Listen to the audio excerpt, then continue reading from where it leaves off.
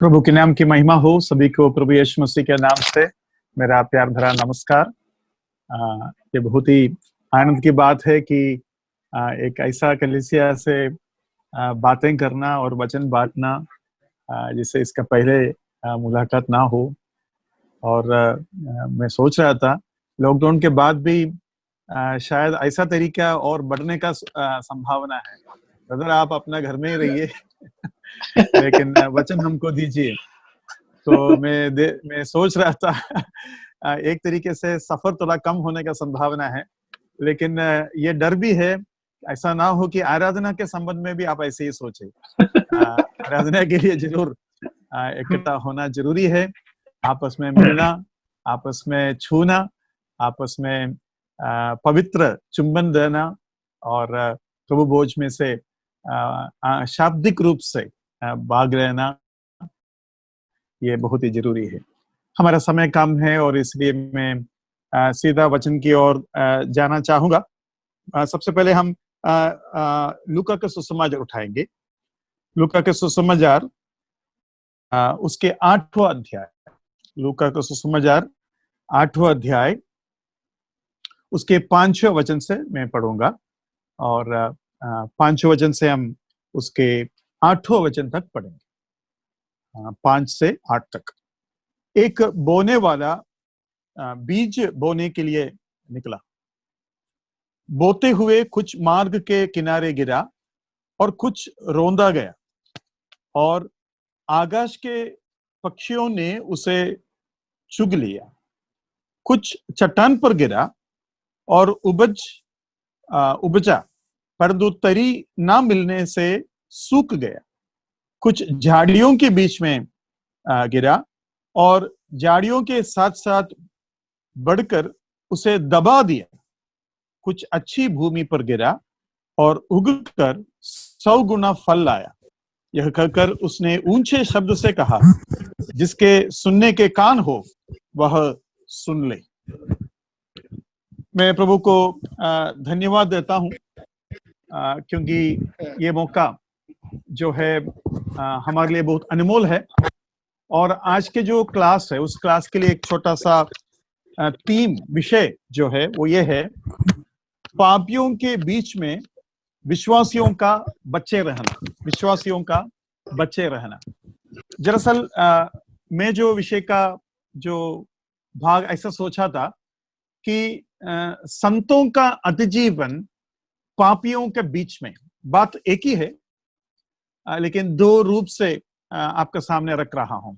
संतों का अतिजीवन मतलब संतों का बचे रहना, संतों का बढ़ावा बढ़ना, संतों के बढ़ोतरी पापियों के बीच में या पाप के बीच में, ये दोनों हम इन क्लास के दरमियान देखने का कोशिश करेंगे।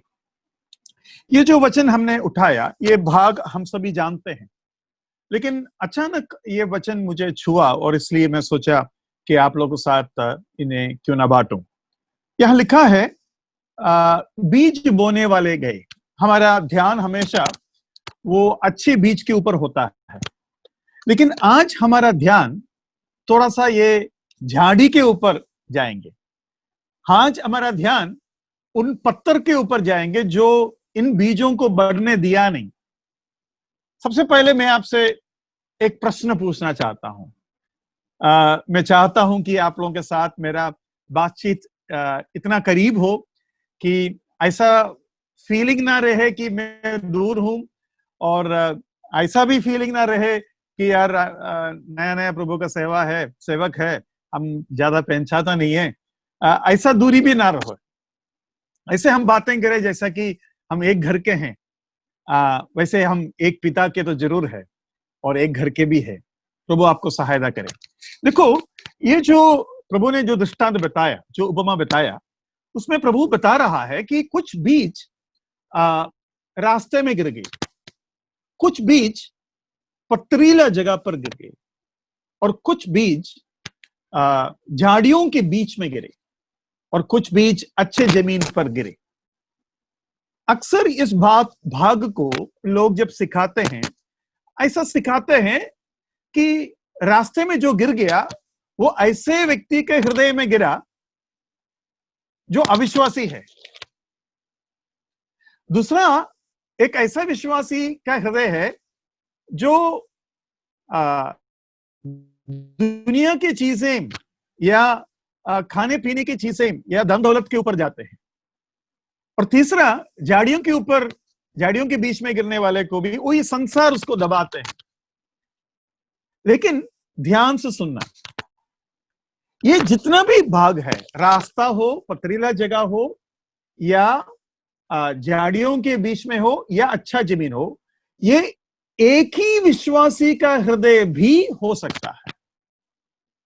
एक ही विश्वासी का हृदय। उसका एक सबूत मैं आपको दूंगा। मेरे साथ उठाइए याकूब का पत्री पहला अध्याय, उसका 25वां वचन। याकूब का पत्री पहला अध्याय, उसका 25वां वचन। पर जो व्यक्ति स्वतंत्रता की सिद्ध व्यवस्था पर ध्यान करता रहता है, वह अपने काम में इसलिए आशीष पाएगा कि सुनकर भूलता नहीं, पर वैसा ही काम करता है। सुनकर भूलता नहीं, पर वैसा ही काम करते हैं।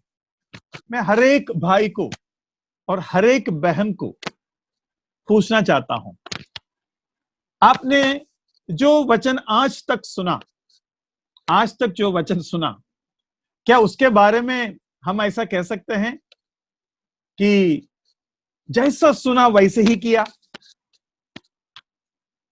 हाँ बताइए, जैसा सुना वैसे ही किया, क्या आप ऐसा बोल सकते हैं? इस वचन में लिखा है कि वो आशीष पाएगा क्योंकि जो सुनकर भूलता नहीं। आप बताइए, आपने खुद जो भाषण दिया, आपने खुद जो भाषण दिया, उस भाषण को भी खुद भूलकर आप अपना मनमर्जी नहीं चलाए। उसके मतलब यह हुआ,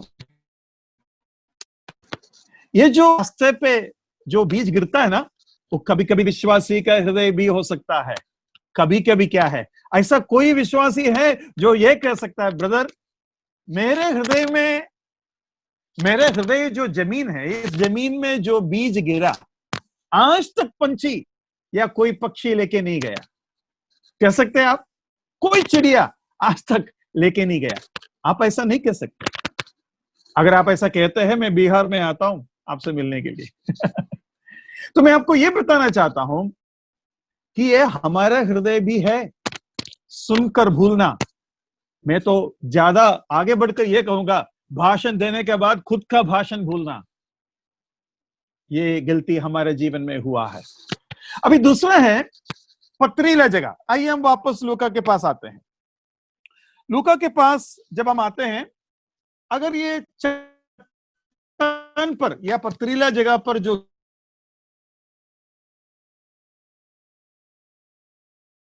ग्रहण तो करता है, परंतु जड़ ना पकड़ने से वे थोड़ी देर तक विश्वास रखते हैं और परीक्षा के समय बहक कर जाते हैं। परीक्षा के समय बहक जाते हैं, मतलब गर्मी, परीक्षा के गर्मी जब लगता है, ये भाई टिक नहीं पाते। अभी दूसरा है झाड़ियों के बीच में। हमारा मेन मुद्दा, मेन जो हमारा समय जो है इस पढ़ाई में, इस भाग पर हम इस्तेमाल करेंगे। उधर लिखा है उसके 14वां वचन, जो झाड़ियों में गिरा यह वे हैं जो सुनते हैं, पर आगे चलकर चिंता और धन और जीवन के सुख विलास में फंस जाते हैं और उनका फल नहीं पकता। आप में से कितने लोग इस भाग को ध्यान दिया है कि झाड़ियों के बीच में गिरने वाला बीज वो बड़ा होता है और फलता भी है। उधर लिखा है फलता भी है, फल लाता है, लेकिन फल पकता नहीं है। आपने ध्यान दिया? फल पकता नहीं, उधर लिखा है उनका फल नहीं पकता, या उनके फल पकने से पहले गिर जाता है, पकने से पहले गिर जाता है। तो हमारा विषय क्या है? हमारा विषय है कि विश्वासी पापियों के बीच में बचे कैसे रहेंगे, या विश्वासी पापियों के बीच में या पाप के बीच में अपने फल लाए और वो फल पके। लेकिन आज जो समय है हम इस पर इस्तेमाल करेंगे। ये जो झाड़ी है ना, ये तो फल लाया। झाड़ी, ये जो झाड़ियां हैं, ये इन अच्छे बीजों को दबाया। मैं जब सोच रहा था कि हमारे आज के विषय के लिए क्या मतलब हेडिंग दे, क्या विषय डालूं, कैसा नाम डालूं, तो एक भाई ने मुझे बताया, ब्रदर ऐसा नाम डालो कि विश्वासी पापियों के ऊपर हावी होना। पापियों के ऊपर हावी होना, क्या यह हो सकता है कि झाड़ियों के बीच में अच्छे बीज गिरे, वो बीज इतना बढ़ना कि झाड़ियों को दबा दिया? भाई बहनों, बाइबल ऐसा नहीं सिखाते कि हम पापियों को दबा पाएंगे, ना ऐसा सिखाता है कि हम पाप को दबा पाएंगे। उल्टा ये सिखा रहा है आपको अच्छे जमीन पर गिरना होगा, जहां मिट्टी है, जहां पत्थर नहीं है और जहां झाड़ियां भी नहीं है। यीशु मसीह ये नहीं सिखाया। कुछ अच्छा विश्वासी, योद्धा जैसा विश्वासी, उन्होंने क्या किया? हाँ, उन्होंने झाड़ियों को दबाकर अपना फल पकाया। ऐसा नहीं लिखा है। कुछ ऐसे नहीं लिखा कि चट्टान पे गिरे, फिर भी उनके जड़ इतना तगड़ा था कि चट्टान के बीच में से घुसकर मिट्टी तक पहुंच गए। ऐसा भी नहीं लिखा है। उधर ये जो बात मैंने शुरुआत में बताया, इस बात को ये पक्का स्थापित करता है कि ये एक ही हृदय है। क्योंकि अगर बीज पत्थर में गिर गए तो बीज क्या कर सकते हैं? अगर बीज झाड़ियों के बीच में गिर गए तो बीज क्या कर सकता है? मतलब ये हृदय मेरा ही हृदय है कि मैं इस पत्थरों को हटा सकता हूं, मैं इन झाड़ियों को हटा सकता हूं। ये एक ही हृदय है जो वचन को सुनते हैं और भूल जाते हैं। नहीं तो आप खुद ही बताइए, वो बीज का क्या दोष? जो रास्ते हैं वो तो कभी जमीन नहीं बनेंगे, जो पथरीला है वो कभी अच्छा जमीन नहीं बनेंगे, जो झाड़ियां हैं वो इस जमीन का गिरती थोड़ी है, बीज उधर गिर गया मतलब ऐसा लगता है जो ऐसा है वैसे ही रहेंगे। नहीं, वो नहीं है सच्चाई। सच्चाई ये है, विश्वासी के अंदर ये चारों हृदय कभी कभी उस तरफ और कभी कभी इस तरफ होता है। हमारे अंदर शायद ये भी गलतफहमी होगा, जो भक्त है वो हमेशा भक्त है और जो अभक्त है वो हमेशा अभक्त है। थोड़ा सुधार उस विचार में भी लाना जरूरी है। अब बताइए, पतरस भक्त भी था लेकिन कभी कभी वो इनकार करने वाला भी था। पतरस भक्त भी था लेकिन कभी कभी वो ज्यादा मुंह चलाते थे। पतरस बड़े बड़े सच्चाइयों के बारे में पिता से प्राप्त कर यीशु मसीह को कहता था, आप जीवित परमेश्वर के पुत्र यीशु मसीह है। उसके बाद वही पतरस कहते थे, यीशु मसीह आपको क्रूस पर मरना नहीं चाहिए। इसका क्या मतलब है? दाऊद भक्त था लेकिन खून भी किया, सोलोमन भक्त था लेकिन पाप भी किया। भाई बहनों, यह है सच्चाई। सच्चाई यह है कि हमें अपना हृदय को हमेशा एक अच्छा जमीन बनाकर रखने का जिम्मेवारी है। यह कहकर आज जिस मुद्दे के ऊपर मुझे जोर देना है, उस मुद्दे के ऊपर मैं जा रहा हूं। आपने कभी ध्यान दिया अच्छे काम करने के लिए कितना हमें मेहनत और कितना इंतजार और कितना परिश्रम करना पड़ता है, लेकिन बुरे काम करने के लिए बहुत आसान है। आप खुद ही देखिए, टेररिस्ट को बनाना, आतंकवादी को बनाना आसान है, और आतंकवादी के अंदर जोश भरना भी आसान है। तोड़फोड़ करने के लिए नौजवानों को ट्रेनिंग देने का और बाइबल क्लास देने की जरूरत नहीं है। गंदगी फैलाने के लिए बच्चों को सिखाना नहीं पड़ता। ये ऐसा क्यों है? जो मुझे सुनने वाले भक्त भाइयों और बहनों हैं, मैं आपसे एक चीज पूछूं। आपने ये सोचा होगा कि हमारे अंदर से आत्मा के फल आने के लिए हम कितना चाहता है, कितना कोशिश करता है, कितना प्रार्थना करता है, फिर भी होता क्यों नहीं है? तो आज मैं आपको यह बताने जा रहा हूं पाप का खासियत।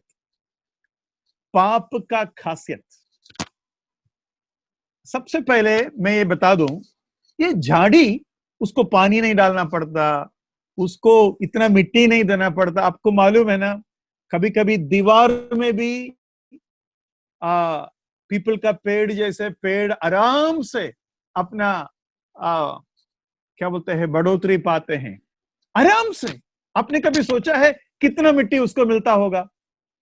ये जो झाड़ियां हैं, वो भी पथरीला जगह पर झाड़ियां जरूर मिलेगा। और ये जो झाड़ियां हैं, कितना भी दबावो वो अपना बढ़ेगा ही बढ़ेगा। मालूम है उसका रहस्य क्या है? उसमें एक गुप्त चीज है, उसमें एक रहस्य है कि पाप इतना अच्छे तरीके से फैलता कैसा है। इतना अच्छे तरीके से विश्वासी टिके रहना, विश्वासी बचे रहना, विश्वासी अपने अपने फल लाना बड़ा मुश्किल है। लेकिन अविश्वासी या पापी आराम से फल लाते हैं। ये कैसा होता है? उसका रहस्य मैं बताने जा रहा हूं। अब कोई भी जंगली पेड़ को देखो, मुझे सुन रहा है ना? कोई भी जंगली पेड़ को देखो, उसके फल ढंग का फल ही नहीं है। आपने जंगली भिंडी देखा, जंगली बैगन देखा है? आपने जंगली अंगूर देखा है? नहीं देखा हुए तो आज जाकर ढूंढ निकालिए और देखिए, आपको दो तीन चीजें मिलेंगे। एक, उसमें मांस कम रहेगा, बीज ही बीज रहेगा। इतना सा भिंडी रहेगा और उसको खोल के देखेंगे, उसके अंदर मांस बिल्कुल नहीं, चमड़े बिल्कुल नहीं, सब पूरे के पूरे बीज है। और अधिकतर जो झाड़ियां होता है, उसका फल ही नहीं होता, बीज ही बीज होता है, केवल बीज। लेकिन आप एक साधारण फल देखिए, अपना सब्जी देखिए, बैगन देखिए, कितने उसके खाने के लायक मांस भी रहेगा। आप क्या बोलते हैं, केला देखिए, आप क्या बोलते हैं, आम देखिए, उसमें भरकर खाने का चीज है और बीज है। लेकिन जो जंगली होता है, उसमें बीज ही बीज रहेगा। अब जंगली अंजीर और अच्छे अंजीर देखिए, जंगली अंजीर में खाने के लायक बहुत कम रहता है, ना के बराबर है। और वैसे ही जंगली अंगूर, एक तो वो बहुत खट्टा रहेगा और ऊपर से उसके अंदर बीज भरा हुआ रहेगा। क्या समझ में आया? जंगली पेड़ पौधा है, केवल अपना दूसरा पीढ़ी बनाने के बारे में सोचता है, किसी को खिलाने के बारे में नहीं सोचते। और अगर केवल बीज ही बनाना हो और किसी को लाभदायक कुछ बनाना ही नहीं है आपके अंदर, तो आपको टाइम नहीं चाहिए, आपको पोषण नहीं चाहिए, आपको धूप कम रहेगा चलेगा, मिट्टी कम रहेगा चलेगा, क्योंकि आपको बनाना ही कुछ नहीं है। नाश करने के लिए, तोड़फोड़ करने के लिए कुछ सीखना पड़ता है। एक नट बोल्ट लगाने के लिए सीखना पड़ता है, लेकिन उसी नट बोल्ट को तोड़फोड़ करने के लिए आपको कुछ सीखना नहीं पड़ता। भाई बहनों, हमारे बच्चे आतंकवादियां और हम खुद पाप आराम से करते हैं क्योंकि उसमें फल नहीं है। ये बात समझाने के लिए एफेसियों के पत्री 5वां अध्याय उसका 11वां पद में पढ़ना चाहूंगा। एफेसियों का पत्री 5वां अध्याय उसके 11वां पद।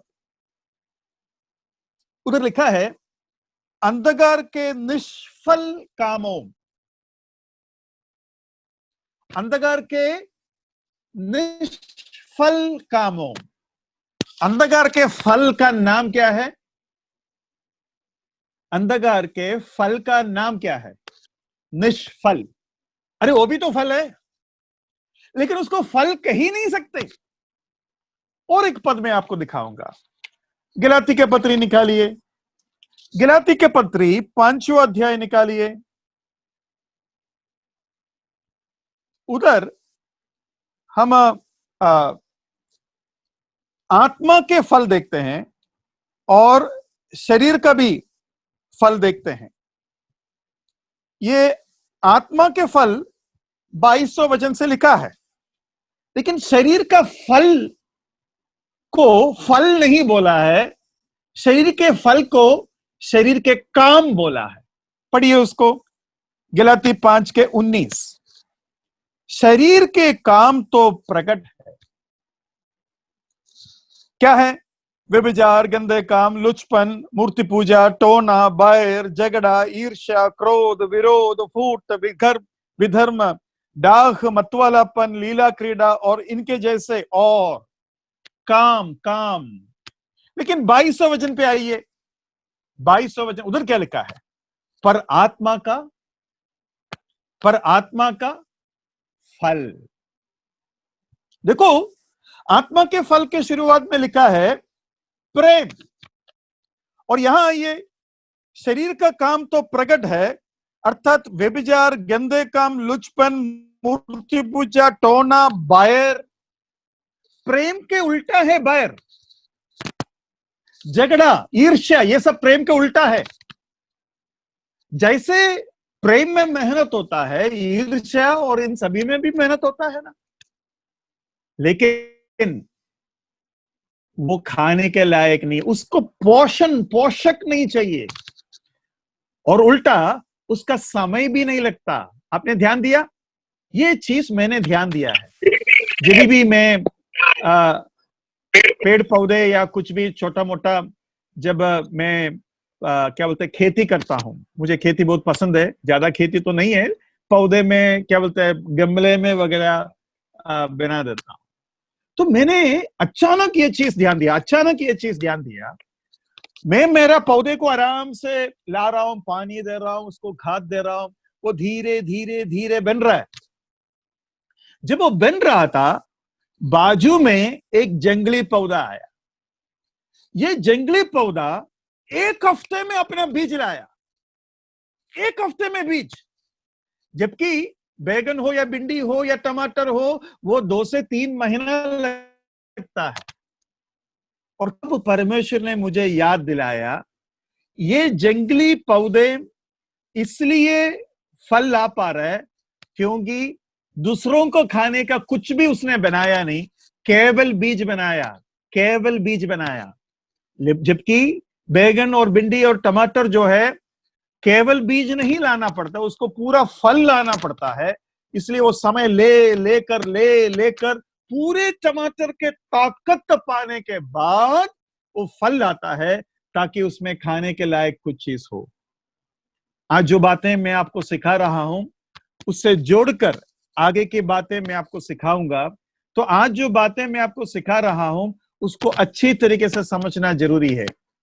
हो सकता है तो अपने बाहर जाकर देखिए, छोटे छोटे पौधे 1 हफ्ता, 5 दिन, 6 दिन में अपना बीज लाता है, लेकिन उसके बाजू में जो आपका पौधा होता है, वो 2 महीने से 3 महीने से 4 महीने तक लग जाता है।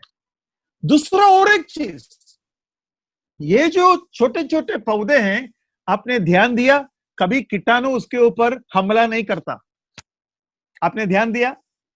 कभी कीटाणु आजू बाजू के पौधे के ऊपर हमला नहीं करता, लेकिन हम जो बीज बोते हैं, केवल उसके ऊपर हमला करते हैं। मालूम है क्यों? क्योंकि कीटाणु को भी खाने के लायक पौधे में कुछ है। उसके पत्ते खाते हैं, उसके जड़ खाते हैं, उसके फल भी खाने के लायक है। लेकिन जंगली बैगन या जंगली भिंडी को खाने के लिए कीटाणु के पास भी कुछ भी नहीं है। हाँ, ये एक बहुत बड़ी बात है। मैंने ये बात आंख खोलकर एक बार मुझे मुझे जब समझ में आया, बहुत बहुत बढ़िया लगा। अरे वाह, इसलिए तो पूरा दुनिया विश्वासी के ऊपर हमला करते हैं। दारू पीने वाले के लिए कोई प्रॉब्लम नहीं है, लेकिन आप यीशु मसीह को हल्लेलुया और स्तुति गाओ तो प्रॉब्लम शुरू हो जाएगा। क्यों? क्योंकि आपके अंदर खाने के लायक फल निकलता है और सारे कीटाणु हमला करता है। लेकिन गाली गलौज दो, गुंडा दादागिरी करो तो आपके ऊपर हमला नहीं होगा। और आप जो फल ला रहा है उसमें मेहनत नहीं लगता। जिस बच्चे को ABCD सिखाना हो, मार मार कर सिखाना पड़ता है, लेकिन वही बच्चे गाली यूं ही बोलते हैं, झूठ यूं ही बोलते हैं, उसको कभी स्कूल में नहीं भेजना पड़ता। हम में से कुछ लोग ऐसे ऐसे झूठ बोलते हैं कि IAS वाले भी हार जाएंगे। कहां से सीखा भाई? क्योंकि उसमें ज्यादा पोषण लगता नहीं है। तो इसके मतलब पाप क्या है, इसको अच्छी तरीके से समझना जरूरी है। और यह भी समझना है कि आत्मा के फल वो निकालना कितना जरूरी है। मेरा समय अभी केवल 5 मिनट बाकी बचा है। पाप के बारे में एक चीज बताने का समय मेरे पास है। मैं आपको बता दूं, ये जो पाप है, पाप के अस्तित्व, पाप है ही क्या चीज, आपको बताने के लिए एक छोटा सा नमूना बताता हूं। अंधकार क्या है, बता सकते हैं आप? अंधकार क्या है? मालूम है अंधकार क्या है?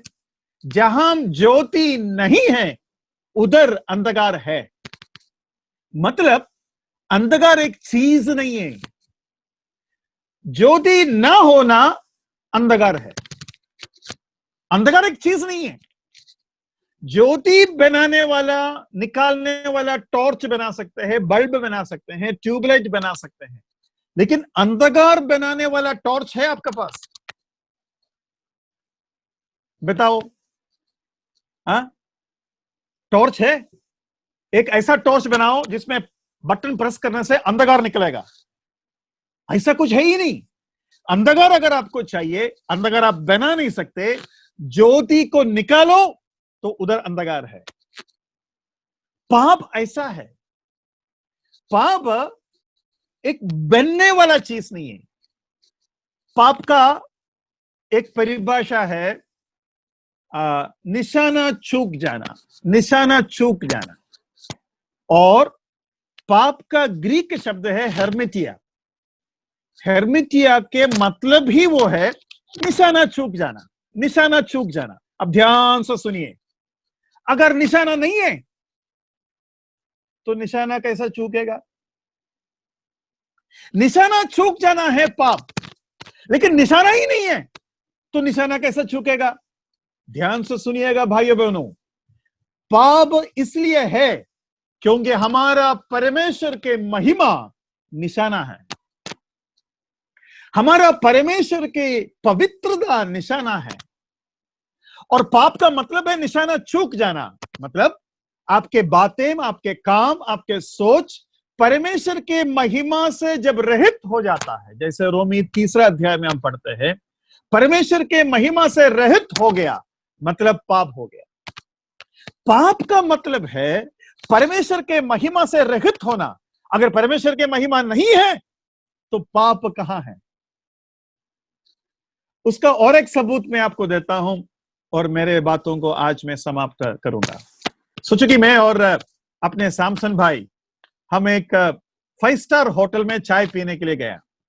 ठीक है, आप लोग सभी को मैं लेके जाना चाहता था, लेकिन फिलहाल मैं केवल सैमसन को लेके जा रहा हूं। तो 5 स्टार होटल में आप जानते हैं एक चाय का दाम लगभग 500-600 रुपया है। अंदाजा लगा रहा हूं, मैंने कभी पिया नहीं। तो उधर हम गए, तो आपको मालूम है उधर जाने के बाद बड़ा मर्यादा से, बड़ा तौर तरीके से अपना सब बातें होता है। उधर मेनू देखेंगे, उधर टिश्यू पेपर देंगे, पानी देंगे, अच्छे कुर्सी में बैठेंगे, चिल्लाएंगे विल्लाएंगे नहीं, अच्छा कपड़ा पहनेंगे, और वेटर आएंगे, इंग्लिश में बात करेंगे, और उसके बाद उसको बोलेंगे, इंग्लिश में बोलेंगे 2 कप चाय चाहिए, तो सब कुछ लाएगा, वगैरह होता है। बिल लाएंगे, फिर एटीएम कार्ड से स्वाइप करेंगे। ये सब 5 स्टार होटल का तरीका है। उसके बाद मैं और सैमसन ब्रदर वापस घर जा रहा था। सोचो कि 100 किलोमीटर दूर था घर की तरफ जा रहे। तो जाते जाते काफी थक गया। मैंने बोला, ब्रदर काफी थक गया, देखो रास्ते में कोई चाय दे रहा है, 1 गिलास चाय पीते हैं। ठीक है ब्रदर। तो हम गाड़ी में ही बैठकर चिल्ला कर बोला, ए चाय वाले, 2 कटिंग निकाल, चीनी कम। यहां ताजमहल या ताज होटल में जो तौर तरीका था वो यहां था ही नहीं। आदमी सेम है, चाय सेम है। हम ही 2 ताज में पिया, क्या नाटक कर रहा था उधर अंग्रेजी बोलकर। लेकिन यहां आने के बाद आराम से अपने अपने अपने अपने औकात पे आ गया। देखो फर्क क्या है, एक जगह महिमा से भरा हुआ है, एक जगह बड़ा ऊंचे लोग आते हैं और उत्तम जगह है, तो उधर व्यवस्था है, तौर तरीका है, न्याय है, नियम है। लेकिन सड़क में चाय पिलाने वाले के पास कोई नियम नहीं है। और क्या करते हैं, चाय का ग्लास उधर सड़क में रख देंगे, या क्या बोलते हैं, फेंक देंगे, उसके बाकी जो चाय आ गया, जो भी है हम करेंगे। लेकिन यही फर्क है, प्रभु यीशु मसीह या परमेश्वर के पास जब हम आते हैं, नियम होता है, क्योंकि वो महिमा से भरा हुआ होता है। भाइयों बहनों, मैं आवाज कम कर आप लोगों को एक गुप्त बात बताता हूं। दुनिया के सारे धर्म को देखो, उनके त्योहार, उनके प्रार्थना सड़क में होता है। उनके त्योहार में पटाखा होता है, उनके त्योहार में हल्ला होता है, दारू होता है, पुलिस आते हैं। उनके उनके उनके जो कुछ धर्म के चीजें होता है, उधर गुंडे आते हैं, उधर उधर चिल्लाना होता है, उधर गवर्नमेंट का करंट का चोरी होता है, उधर उधर बैलून और पीपी बेचने वाले लोग का भंडा, मतलब उनके भीड़ भाड़ होता है, और लड़के और लड़कियां आते हैं। मैं आपको और एक रहस्य बताऊं, यहां जिस जहां पर मैं रहता हूं, मेडिकल स्टोर वाले ने मुझे बोला, साहब त्योहार के समय पर लड़का और लड़की हमारे पास कुछ ऐसे चीज खरीदने के लिए आते हैं जिससे गंदे काम होता है। मतलब त्योहार के समय पर गंदे काम बढ़ता है साहब। यह है पवित्र परमेश्वर और बाकियों में फर्क। आपको मालूम है, सबसे ज्यादा पाप के बारे में कौन बोलता है? संत लोग। गंदे लोग गंदगी के बारे में नहीं बोलते, गंदे लोग कीटाणु के बारे में नहीं बोलते। सबसे ज्यादा कीटाणु के बारे में वो बोलता है जो डॉक्टर्स और नर्सेस होता है। मेरी बात में यहां बंद करना चाहता हूं। जरा सोचिए, मनन कीजिए, आपके परमेश्वर पवित्र है और इसलिए पाप है। और इसलिए आज शायद एक अजीब सा धन्यवाद मैं परमेश्वर को देना चाहता हूं। परमेश्वर, मैं आपको धन्यवाद और स्तुति चढ़ाता हूं, क्योंकि पाप है, और पाप इसलिए है क्योंकि आप महिमा से भरा हुआ पवित्र परमेश्वर है। अगर आप महिमा से भरा हुआ पवित्र परमेश्वर नहीं होता तो पाप भी नहीं होता। धन्यवाद, प्रभु के नाम की महिमा।